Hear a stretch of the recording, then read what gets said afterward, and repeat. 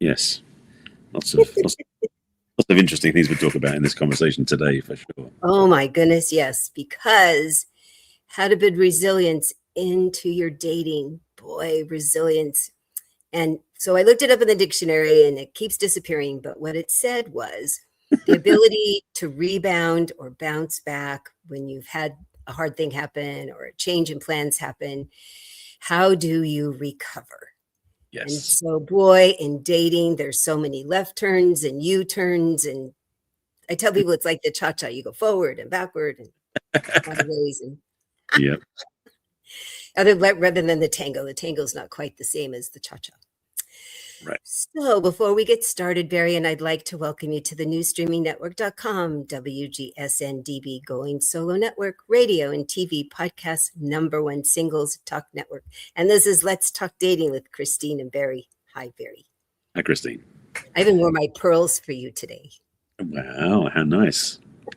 I felt a little fancy today. Fancy's good. Fancy's fun. So resilience. Mm-hmm. Often what happens is we talked last week about how concentrating on the same thing makes it happen often. So that's the same with that. How do you turn it around? How do you come back if something hard has happened or didn't happen the way you wanted it to, or nothing is happening? How do you get positive? How do you move forward? How do you have another way of looking at it in a way that will feel less discouraging, less defeating, less frustrating? Because I think that's what happens a lot in dating. We get all these very negative messages, negative feelings, negative reactions, negative thoughts. And being resilient means recovering, rebounding from something that is unpleasant or frustrating. So that's what we're going to talk about today. Yes, and joking around before, saying how you probably want to think about how to be a bouncing ball, or you said following the bouncing ball, which I don't know if it appeals to. I don't think necessarily everybody knows what it means, and maybe some younger people don't. But a lot of people watching our show or listening to us on podcast probably old enough to remember that thing about following the bouncing ball, which is an idea, because basically the idea of resilience is the idea like how a ball, especially a rubber-based ball, is resilient because it bounces. And so even though it's not the reality of dating, there is a certain level of ability to bounce back or to be less absorbent of stuff that happens in dating and stuff, because part of resilience is not taking things personally, which we'll get to. For sure. Yeah. And the other thing I was thinking about when you brought up the ball is if you have a ball, an inflated ball, a ball that has air in it, and you push it as hard as you can under the water, and you can even sit on it and keep it under the water. But the minute you let go of it, it pops back up again. So that's resilience. And the example, I've not talked about it in a little while, that I, in my life, felt like I'm kind of a buoy bobbing along in the ocean, and, things will knock me off kilter, but I don't generally get submerged. And then I found my husband dead on the floor after only being married for 5 years. And my buoy, the tsunami came and it was down, and it was not coming up for anything for a while. Right. And all of that was so hard. And also because it's just not me. It's so not me to have my buoy stay underwater. And so I just kept doing, and my husband said I used the word tenacious, which turns out is right next to that in the dictionary, that I was the most tenacious person he'd ever met. And I just kept telling people what I needed, and you have to do that, and I can't do that. And there's a whole bunch of things I'm just going to fall apart about. And I just kept talking about all the hard things. And then what could I do today? What could I do today? Who could I talk to? Who's going to show up? Do I have to actually take a friggin' shower? Because that's too much work. Nope, I don't need to take a shower today for them. I'll take a shower tomorrow. And what I watched happen was so amazing. It started peeping up. My buoy started peeping up over the water, but listing. And then it would peep up a little more, but still listing. So finally it was all the way up, but definitely listing. Right. And after, it really did take about 4 years, because the medical malpractice suit, and I moved, and it was just a lot of stuff bopping but it got upright again. And it now does this on the ocean, but it doesn't go down and it doesn't get submerged again. And I love having that visual. So what I suggest to people when they're going through that is to have some sort of a visual of something that it's impossible for it to stay under forever. Impossible. Yeah. It just is right now. And it's okay that it's right now. It sucks, but it's normal. And there was a really good reason. I'd be so wrong. I'd be so denying myself if I didn't go, this is the reason my buoy's underwater. But I just had to hold on to, it's going to come back up. Yeah. The thing is, we as humans, and not necessarily talking about being left behind because somebody died, but just in breakups, tend to feel like the upset, distress, pain, and sadness is going to be permanent. It's almost like innate in us. We don't think we'll be over it in 2 weeks, 2 months, even though our friends may tell us you'll be over it soon. Don't worry about it. It's like we don't believe them because we think, oh, it's going to be forever now. I'm suffering and it'll never change. I'll always be underwater, so to speak. So the journey to bouncing back to being resilient in your dating, ideally when you're dating, you're also keeping things somewhat circumspect, and I'll talk about that a bit later too. But the idea being is that when you do go through dating, it isn't like a landmine every time you go through a bad experience. You actually find yourself not sinking so deeply, so you can bounce back, be more resilient, more quickly, more easily, more naturally. Yep. Because to finish that conversation, because of what you just said, that what I tell people, I knew it was worth it.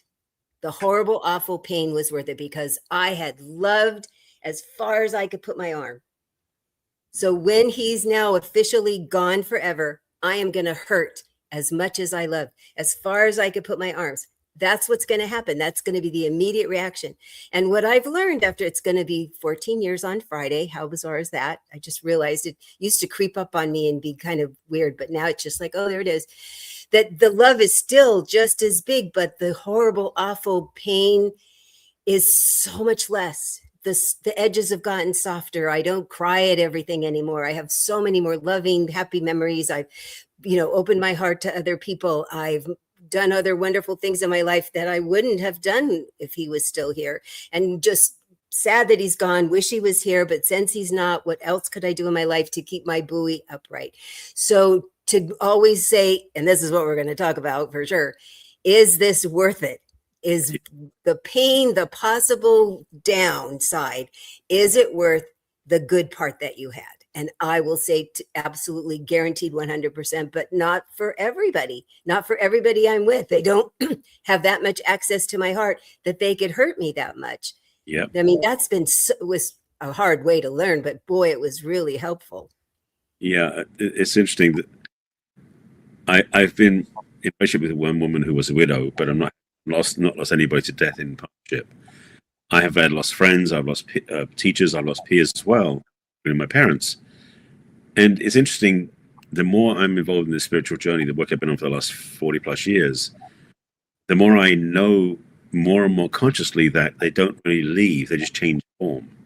And that sounds very woo to say it that way. And it's a pain in the butt, frankly, to lose the physical connection, because something about being with somebody physically, you can actually hug, talk, look in their eyes. When you can't do that anymore, it's not going to be the panacea to say, oh, it's fine, they're with you, you can't see them now. It's like, no, but a part of me gets it now more easily.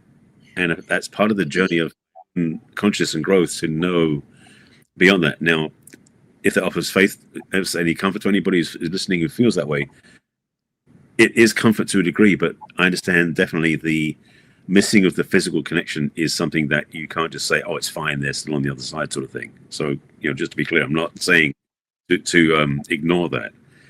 But something that was great is recognizing that there isn't a one-to-one relationship in the church. We don't have to have a one-to-one relationship between the amount of love we have and the amount of grief we suffer. But then to quote from the Disney show, which was with Vision talking to the Scarlet Witch, when he said, "What is grief except love persevering?" It does mean that when there's grief, it's because there is love there in the first place. Mm-hmm.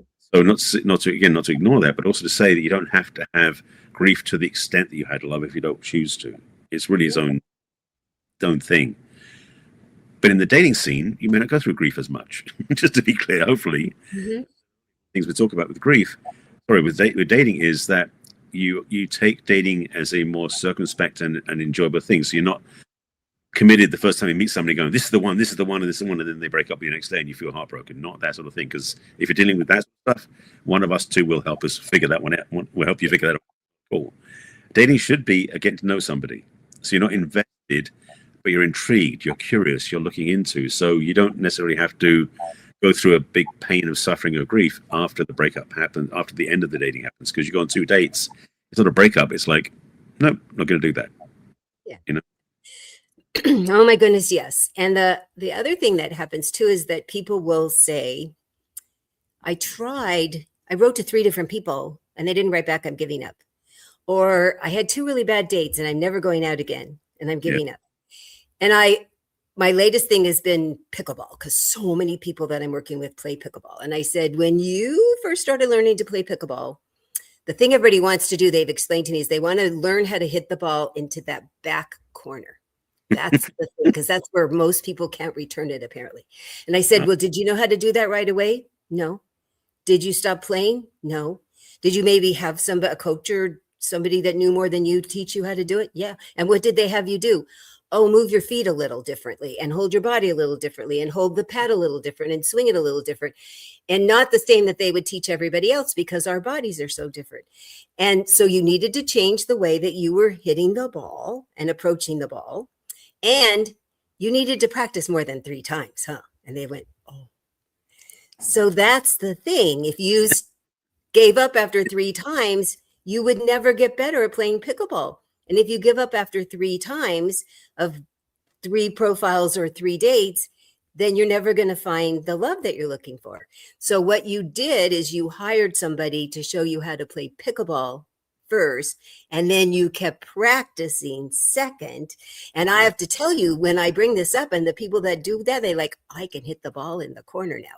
And I said, how about that? So that's what we're going to do. We're going to give you some skills to go out and do dating differently, because the way you're doing it isn't working. So let's change the way. We'll move your feet and move your body and hold the paddle different. And then you're going to go off and practice, and it'll start feeling so much more successful. And that's where the resilience comes in. Like, I'm not going to give up just because it's not working. What do I need to do differently? That was the biggest eye opener for me when I finally went, you know, all these guys are the same and they're lovely, but they're not my people and they're fine how they are. I wonder if it has something to do with me. And oh my gosh, if it has to do with me, I could do something about the way I was behaving, the way I was thinking, the way I was talking. It was astounding. I thought, well, this is like cool. And I started telling my friends and they're like, it really works, huh? And then they said, when I married Tony, you should tell other people. And that's how I became a coach, because I said, oh, I can change this. I have lots of control over this. It's the biggest piece I think people don't get, is when they go through the dating experience. It's true of other parts of life too, but with dating, your feelings are under your dominion, you're under your control. So if you feel invested, that's your choice to be invested with somebody. If you feel antipathy, or if you just feel like you don't want to do anything about that, it's all within your dominion. You can change that. That's the way I was talking about when you're in a relationship, how you can change your experience with your partner by internal work, because it's not about the other person doing anything. It's up to you to do something. And so part of the resilience is to know that you have full dominion of your emotional experience. And it's true. I mean, I know in my dating experience in the last several months, just over a period of time, because I've been dating frequently, but going on dates, the most dates I've been going on for the last year or so have been through matchmakers, not through dating apps, because I have a lot of friends in the business. But I recognize that the types are different, but the attraction isn't. As in, meaning there isn't much attraction on my side of things, so I'm very clear and particular about what I want. And it's easy to say, oh, I'm resilient because I don't feel anything. I understand that. But the reality is that even if I start leaning into a relationship and have that sort of like possibility and joy and wonder and what's possible and everything else, and I remember having those experiences back in the day, a while ago now, there was a certain feeling of having to get over it afterwards. And the thing is that our counsel and advice, what we're talking about here, is how to be resilient, how to be somewhat detached, even to the point where you're enjoying the person's company on a regular basis, because you still don't know if this is the one you want to be with. The challenge is we start putting all our eggs in one basket. We start putting assumptions in place that this person, because we've been out with them 5 times, must be the one. Therefore, I'm going to make sure everything's perfect. And if it goes wrong, I'm going to be devastated. Well, you don't have to do that. You can still be more circumspect. It really is choosing your degree of investment, but also, as I've said in other talks about how you can have high involvement, low attachment, meaning that you're involved in enjoying it, but you're not attached to it to be the one. Give yourself some room to breathe. And within all of that, part of the definitions that I would put under resilient is one of them is don't get discouraged and keep looking for the other possibilities. Keep looking at what could you do differently?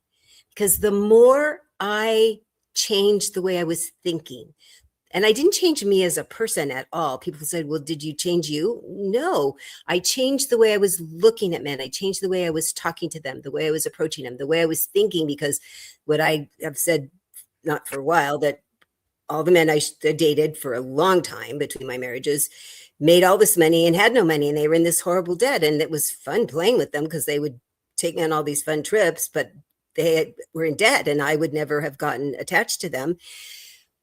And when I figured out that was my training from my dad and my ex-husband, that was my thought about that's who all men were. And when I stopped thinking that all men were like that, and there were really men who had money and made money and had money, they showed up in front of me right away. It did take a year and a half, but once I did that work, poof, because I had all these clients, I was a party planner, and the people that hired me had discretionary income. And I go, well, there must be people like that. And I found, oh, they could be for me. Oh, I could have them sit in front of me. It doesn't have to be like my dad and my ex-husband. And when I changed that thinking, even though it took a while, they showed up immediately. It was wild. And the more I focused on that, the more those kind of people showed up. Until when my husband, when we went on our very first trip, he brought me diamond stud earrings and his credit report. Because he said, I saw in your profile that you have a very successful company and that you take care of your money and you want a man that does too. And I want you to see I do because I'm in love with you. And I was like, whoa, what a confirmation that I adjusted that inside of myself, that somebody would show up and say, it's me. Yeah. It was so exciting. And I love seeing this from my clients, that when we figure out that the resilient part of us that's already there, that really wants to be successful, and we think we know what successful is, we're just not sure how to get there. That's the path that you and I create for people, is how do you get from here, where you are now, it's not working, to where you maybe think you know, maybe you do know, but you don't know how to get from here to there. Right. And one of the things I primarily focus my work on people who, as I've been sharing recently, when people have been single for a long time. Yeah. Challenge for those people oftentimes is that they're so far away from actually dating that any glimmer, any hope or possibility of being with somebody becomes almost overwhelmingly committed. They're like going, this must be the one. I'm so desperate. I need somebody. And there's this crap. And I know we're going to take a break in a moment. So after the break, we'll talk about ways that you can be more self-supportive in this journey, because reality is resilience and supporting yourself. That's the true core of this. Because with your people that have been single a long time, a lot of my clients are widowed people that were married for a long time, and they go, I know how to be a wife. I know how to be a husband. I don't know how to be a boyfriend or girlfriend. I don't know how to casually date. So we both work with the same kind of thing of how do you start with a tiny little step? How do you keep yourself over here having fun, but not jumping in with both feet? Oh, it's such a great conversation. Absolutely. So when we come back, we will talk more about that. First, we're going to take a break for our lovely station, thenewstreamingnetwork.com. And I'd love to invite you that if this is resonate with you at any way, I don't know, any single person out there that isn't feeling at least some of this, and most people are feeling a lot, I'd love to talk to you. And the best way to get a hold of me is to go to my website, which is www.theperfectcatch.com, and scroll to the middle of the page and you'll see a questionnaire, what's holding you back from love. And you just hop on there. There's 8 brief questions about where you are and where you think you'd like to be. And it'll give even you a sense of where you are and what you're thinking. And then you send it to me. And then you have access to make a complimentary conversation scheduled through my online calendar. You can also send me an email at Christine@theperfectcatch.com. And how would people reach you, Barry? Similar to Christine, you can find me on my website, which is my name, barryselby.com. And at the top of the homepage of my website is a button you click on, which is Let's Have a Chat. And that's usually my calendar, where you choose a time and date. You then fill out a questionnaire, which is a bit more than 8 questions. I have a few more questions that I ask. And then you get to schedule a call with me, which will be done over Zoom. It'll be a 20-minute complimentary conversation. Really see where you are, what you're looking for, and if I can help you. There's no guarantee that we work together, just a chance for us to get to know each other a bit better. And I almost guarantee to leave you with something you can use on your own, even if you don't work together. So we're signing up for the call alone.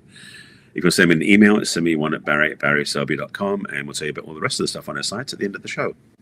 We'll be right back after this brief word from our wonderful station sponsor. See you in a moment.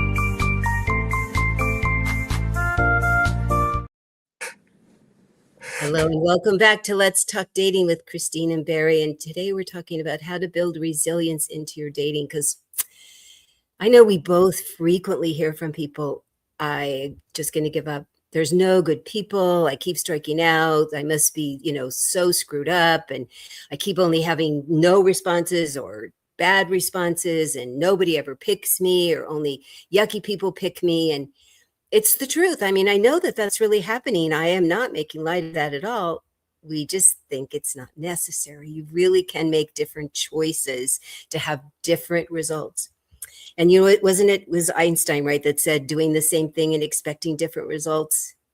Definition of insanity. Yes, absolutely. So that's what we're talking about. That if you keep doing the same thing, because it's all nobody knows how to date. Nobody gets taught, like I talked about pickleball earlier. Nobody generally knows how to play pickleball either. Even my friends who switched from tennis to pickleball, they had to go take lessons because it's so different. Yeah. They said they couldn't believe how different it was. They were surprised. So just give yourself a pass. Nobody knows. We didn't know. We had to both learn. We put ourselves through our own programs. We put ourselves through lots of classes. We've had so many mentors helping us, and we learn all the time about new things. And so we're here to teach you because you don't know. And I don't know how to do the thing that you know how to do, but I really am happy to teach you what I know how to do. And so that's why giving up, if you really do think you want to someday be in love and have somebody in love with you, giving up's not an option. Let's just do it differently. It's an interesting thing that in the dating arena, I mean, it's funny, looking at life as a philosophical viewpoint for a second. I mean, pickleball wasn't something that was in the culture of humanity. Somebody figured it out and created the game called pickleball. Dating up until maybe 40, 50 years ago wasn't something that people learned to do either, because it was just either somebody you have to work with, or somebody you were paired up with by your parents. It was something that was handled by somebody else. So the dating scene isn't that old, an invention I was going to use, but some creation. So what we teach is something that's in the annals of history. We teach something that's fairly current, fairly modern, both for principles of food training and everything else too. And resilience, frankly, wasn't something that was given out at the beginning either. It's about something that's come in more recently in terms of in the annals of history of dating. Because people learn how to date and are resilient. So this is a nudge, but also in some ways a new viewpoint to see how you can date where you maintain yourself. One of the things I took a lot of my work is about having self-support, self-trust, and self-love. And if you imbue or infuse those things with support for yourself, you become much more resilient in your dating, because you're not looking out there to be filled up by somebody. The biggest trap people fall into, and we talked about this before in the show, with codependent traits and habits, is we think that somebody else is going to make us feel better, somebody else is going to make us feel loved, somebody else is going to be the answer to our prayers, which isn't resilient. It's basically putting yourself in a place where I'm going to sacrifice myself for somebody else, and then when they say no, I'll feel crushed. Mm-hmm. And a lot of people fall into it. I did it myself more times than I'm willing to count, which is why I do this work as well. So learning that one, the resilience is about how do you maintain your own internal equilibrium so that you become overflowing in interest in somebody else rather than needing them to make you feel better. And boy, you said something that's really come up a lot lately, that we women look for you to make us happy, and you look to us to make us happy. And what you and I both talk about is, how can you be happy on your own first? Yeah. And learning that I could really have a happy life. I am a smart person. I'm learning how to do new things, and I'm going to learn how to do this dating thing better. You'll just start feeling better about yourself first. And then the goal when you get into, so that you got the two people who are working individually on themselves. On the audio, I'm putting my fingers together in big circles like a binoculars, that when you then form this third circle in the middle, that's not codependent on top of each other, independent, but you're interdependent, that then the goal is that you've made each other happier. You've made each other better people, that you want to be better as yourself and for the other person, and to help their life be better. And you're not there to make them baseline happy, that their job is to do that first. Yeah. And I think that's another rumor that everybody should know how to date, that's how the dating should work. And it's impossible pressure for both people. And no wonder people start feeling discouraged and frustrated, because it doesn't really work smoothly that way. It's sad when we think that we should be doing all these things that turns out doesn't work. We're using so much time, energy, and money to do things that don't work. Right. And the other end of the spectrum is those people who call themselves professional daters, whereas they can go on date after date after date, but there's no emotional investment at all for them. That's the other extreme. And I'm talking about resilience, and also about being that immune. You know, you mentioned earlier about boundaries. One thing I mentioned about that is boundaries are important when you're dating and when you're in a relationship, because it's important to know where you end and the other person begins, and vice versa. And in dating, especially because you don't know the other person yet, you want to be very clear that your boundaries are firm. So when you meet somebody else, you don't bleed into their way of being and end up being caught up in their way of thinking and get into a codependent trap. This journey we have through life oftentimes is meant to be done so, like you're mentioning about how can you be happy alone. And it's the thing that we forget sometimes is that our happiness, our joy, our fulfillment, our love is not dependent upon anybody else except ourselves. When we're with somebody else in a relationship, it's additive, not replacing. And that difference is absolutely fundamental in all the work we do, I know, especially with our clients. And one of the things we were talking about before the break is, how do you pace yourself? It's one of the foundations of my coaching is, how do you go slowly? How do you pace yourself? How do you create the atmosphere that I need to know this before I can get a little bit more emotionally involved. And then I need to do this, and to come make a roadmap, have some directions, have a really very specific framework that keeps you on track, so that you don't move your heart too far in a place before they deserve that. Yes, there could be this much hurt. That's okay. That's the right way to do it, because when you do it that way, all the clients that are on my reviews on my website that talk about that are in happy, healthy, long-term relationships, some of them for a long time, since it'll be 17 years in October. I've been doing this formally. The movements were very on purpose and very well thought out and well deserved, that what the other person cared and what they cared was vetted.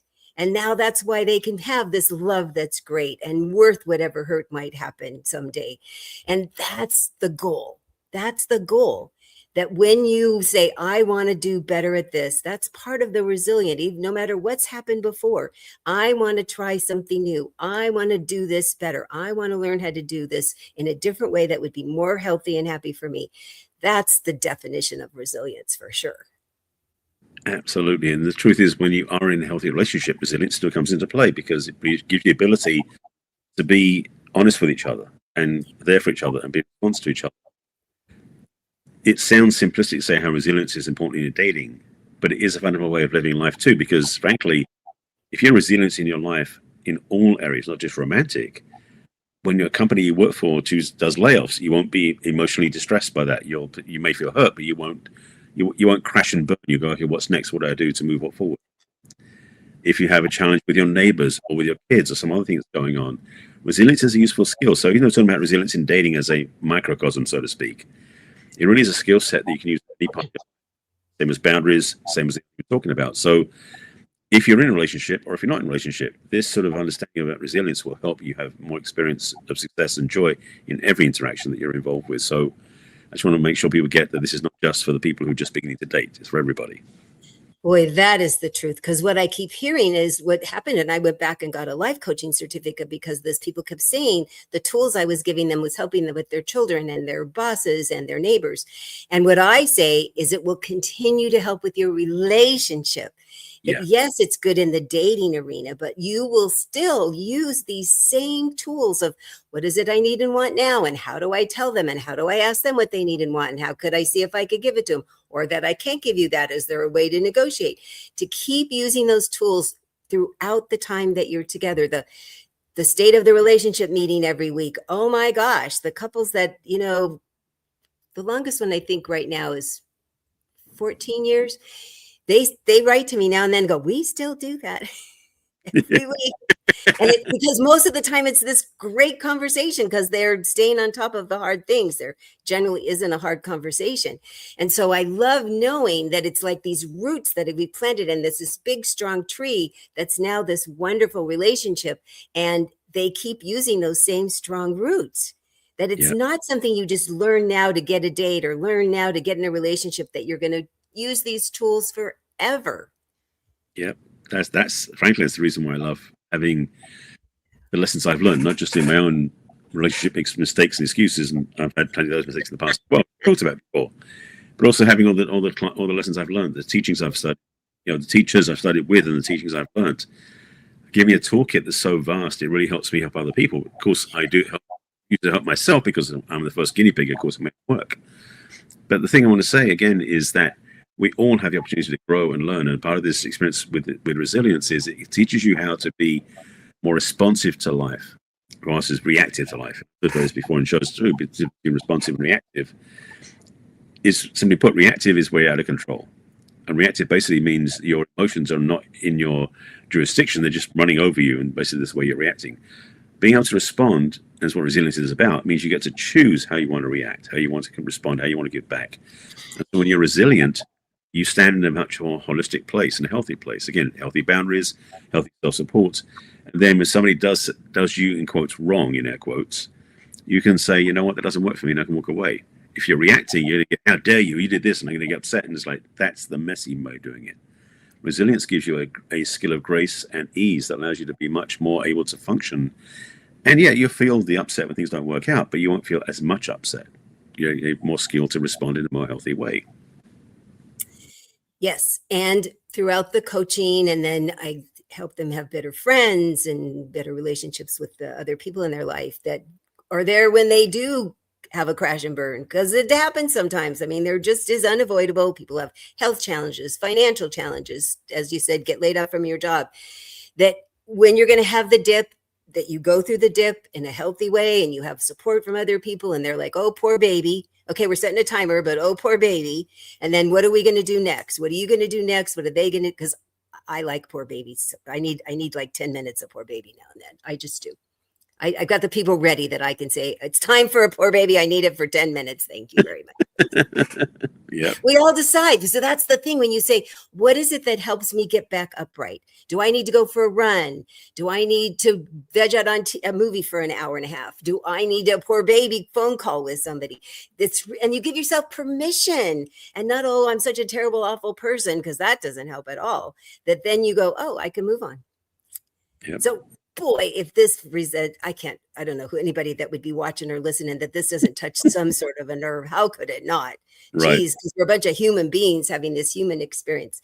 So if you want to talk to me about this, here I am. I'd be so happy to talk to you. Go to my website, which is theperfectcatch.com, and scroll to the middle of my screen. Oh, I came up with the name because you learn how to be the perfect catch first for yourself, and then to attract the perfect catch for each other. Go to the questionnaire. Fill it out. It'll let you have a chance to really get clear about where you are and what you'd like to do, or even that I have no idea. You can even skip the questionnaire and go onto the calendar and schedule a time to talk to me on Zoom or on the phone. And I promise you will leave with a tool, whether we work together or not, because it's like a first date. We decide if we really want to talk again. You can also go to the top of my screen and you get a downloaded book for free. I give it to you free because it's a column that I wrote about dating for 10 years and my sister-in-law made it into a book. I'm happy to give it as a gift to you. If you join my mailing list, you'll get a repeat of this wonderful episode in your mailbox every week. You also find out what I'm doing. My classes will be coming up back again in September. And then you can also go to the bottom where all my social media icons are of YouTube and LinkedIn and Twitter and Instagram and Facebook and LinkedIn. And on YouTube, there's a bunch of videos for us from the last 5 years. I'd be so excited for you to binge on them. And you could send me an email at Christine@theperfectcatch.com. And Barry, how would people get to you? So again, similar to Christine, our website, you can find more information about me as well. Go to my site, which is barryselby.com. At the top of the homepage is a let's have a chat. That's actually my calendar, the questionnaire that you fill out. It gives us a 20-minute Zoom call to really clarify what you're looking for, if I can help you with that. And yes, like Christine, I do give you tips, so you got things you can take home with you and use in your life. At the bottom of the homepage of my website is an opt-in to get to my email list. You can simply just want to be on my email list to get my newsletter every week. Up there, just easy to do, put your name and email there. On the middle of the homepage is the first of my assessments. This one's the relationship readiness assessment. I've created 2 of them. I'll tell you about the second one. But the first one is a relationship readiness assessment. Basically, are you ready for a relationship? You might think you are, but the questionnaire might give you a different answer. So you can click on the button or you go to barryselby.com/quiz, and that'll take you through a bunch of questions that really give you a chance to consider where you are, what you're looking for, and if it lines up for you. And then you'll get an email list giving you feedback and clarity with some suggestions of what you can do next, including an invitation to reach out to me as well. The second of the assessments is not yet on my homepage. I'm actually going to have the whole homepage of my website revamped. So I just sent my designer, my web guy, a whole new write-up and description, more aligned to the work I'm doing now to shift slightly. But if you want to go to do what I'm calling the self-trust assessment, it's really a self-relationship assessment. You go to barryselby.com/self-quiz for now. It will be on the homepage soon. It's coming. It's not there yet. So directly just go barryselby.com/self-quiz. That will give you a chance to go through and really reflect on your own relationship with yourself, including how much you trust yourself, things you've got with boundaries, how much you prove yourself, support yourself, all those sort of things. And it covers 7 different areas. And it's a much deeper process than the relationship readiness assessment. So if you take that quiz, you won't just get an email from me, you'll get a whole PDF download as well, which has tons of content in it, tons of useful information, tips, and guidance you'll use. It's a gift from me to you, definitely doing that. Also, my website is my book, which I've had out for 13 years now. That's on the shelf behind me. That's Barry Selby. That's 50 Ways to Love Your Lover. You can go directly to the button from the navigation or go to barryselby.com/book. If you want to check out what the book's about without buying it first, you can actually listen to an audio description of my book from 2 very smart voices that talk about the book in great detail. That is AI generated, but it's pretty accurate, so definitely recommend listening to that first. Then go buy my book. There are buttons at the bottom of the page to get it from Amazon, on physical Kindle, or you get the ebook as well. On social media, you find me under my name, Barry Selby, on most of the platforms. So you find me under Barry Selby on Facebook, on LinkedIn, on Pinterest, on Blue Sky, and TikTok. I'm back there doing stuff as well. And also on YouTube, where all of these shows, all 280 odd shows of Christine and I've done together up, as well as about 1,000 other videos I've done over the last 7-8 years. And you find me on Threads and Instagram under the real Barry Selby. One's a different name. So Barry Selby on all my social media except for Instagram and Threads, which is the real Barry Selby. And you want to send me an email, you can send me one at barryselby.com. And we are here live every week on Thursday at 1 o'clock Pacific and 4 o'clock Eastern. And we'd be so happy if you wanted to join us and submit a question, because we do answer it live while we're here. And then if you wanted to watch us on your devices, you could also watch us on YouTube or Roku. But they could take us with us, right, Barry? Absolutely, because our show is also a podcast, as we mentioned a few times on the show. So if you happen to listen to podcasts on your favorite platform, whether it's Amazon, Apple, Spotify, wherever you listen to podcasts, look for Let's Talk Dating with Christine and Barry, that show, and you listen to all 280 plus shows at your heart's leisure. You go through all of them and binge listen if you want to, share with your friends, all that stuff. But if you're someone where you can't watch a video because you're driving or something, listen to a podcast and enjoy the show that way. And people have been telling me that they'll hear something and they pause it and then they send it to somebody, which I'm so thrilled about. They're like, oh, they need to hear this part. Oh, yeah. So that's been fun that we've been getting shared. Yeah. And we want you to review, and we want you to like, and we want you to subscribe. Please. We'd be so grateful, because we know you have lots of other things that you're watching, and we like that you like our advice. Yes. And we'll be back with more advice next Thursday. Bye for now. See you then.